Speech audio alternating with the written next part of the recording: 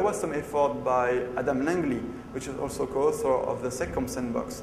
It was called LSM-SB, and he was trying to use the LSM security hooks inside the Linux kernel to as a facility to be able to drop privileges. So for every hook, you could say, okay, whenever I trigger this hook, I want access to be denied.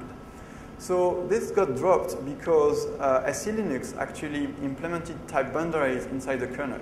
So before, type boundaries were done in userland in SE Linux. Now they are done in the kernel, and there is some hope that in the future it will allow a process to kind of set up its own policy under the condition that it will be more restrictive than the previous one. So that one might happen at some point. Also, some people had an idea of using the ftrace framework, which is not yet inside the Linux kernel, but which might soon be.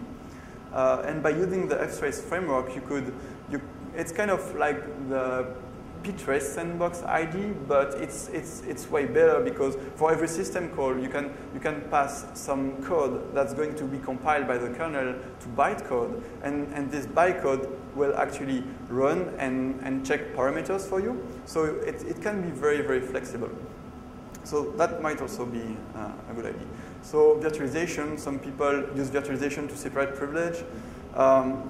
The good thing is it doesn't expose the Linux kernel, and currently all mandatory access control systems expose the Linux kernel. So whenever you have a Linux kernel bug, usually you can exploit it even though you have a very restrictive SE Linux policy. So that's a big problem, and virtualization could help to solve that, but it has other problems.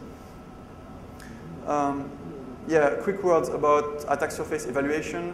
So ptrace sandbox or future ftrace sandbox and SecConf sandbox, as Chris has mentioned, allows you to protect your kernel from an untrusted process, which is a good thing because there are quite a lot of vulnerabilities inside the Linux kernel, and that would be actually a good way to escape a sandbox, just to attack the kernel. In the HITB sandbox, we unfortunately cannot protect the kernel. But the fact that we are ch-rooted still prevents some particular bug exploitation through HITB binaries. Okay, I will not mention trusted path executable because we are running out of time, but you can read that or talk to us offline after the presentation. So in conclusion, I will say that security in depth is important. And even though Linux has no real sandboxing facilities, it's difficult but possible to write sandboxes on the current Linux kernel without any kernel modification. And Chris has done so inside vsftpd.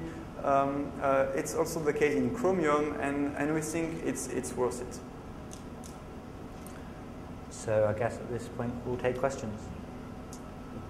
We have time for 2 questions. Anybody? Both Chris and Julien will also be available throughout today, so if you'd like to ask them questions, I'm sure that you can do so, Chris? Of course, of course. Okay, well, thank you very much, Chris, Julien. Thank you. Thank you.